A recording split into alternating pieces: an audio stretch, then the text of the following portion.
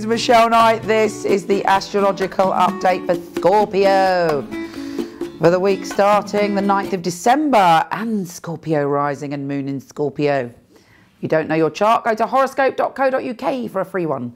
Right, this week is very emotional and intense, and a great healing is coming and a great cleansing of your soul and your emotions.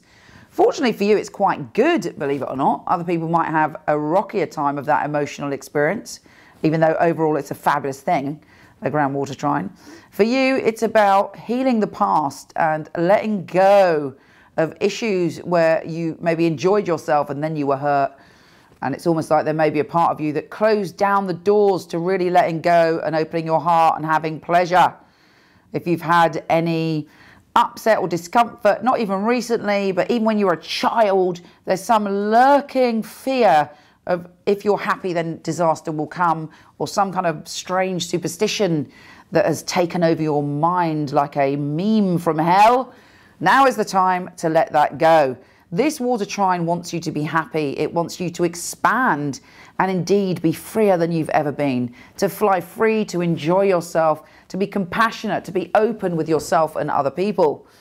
The moon, trine Jupiter, trine Saturn, trine moon, Saturn being in your sign, is saying it's okay. You are lovable. You are here to be loved.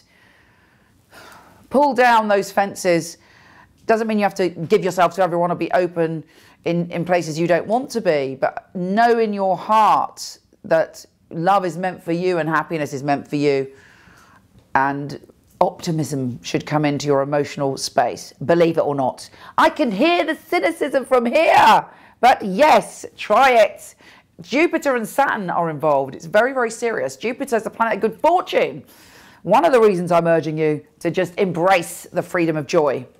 And Saturn, believe me, if Saturn's letting you off the hook a little bit, then I would take full advantage of this week, because Saturn is in your sign, and no doubt you have experienced that so far. It means, really, in a nutshell, probably you cannot get away with anything. You have to have totally integrity, not necessarily with other people, although obviously I highly recommend that, but deep within your own heart. And you need to listen to your instincts and your integrity, and it's all about looking after yourself and being responsible and actually putting something back and putting some responsibility in the world.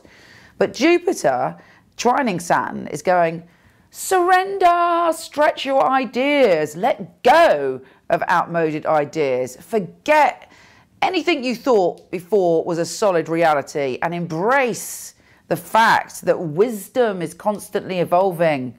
And there are no set fundamental truths. The only truth is love. And this week, love yourself and allow that healing to come. You know, you deserve it. Hanging on to pain, a lot of Scorpios I know can hang on to pain and it makes them feel safe.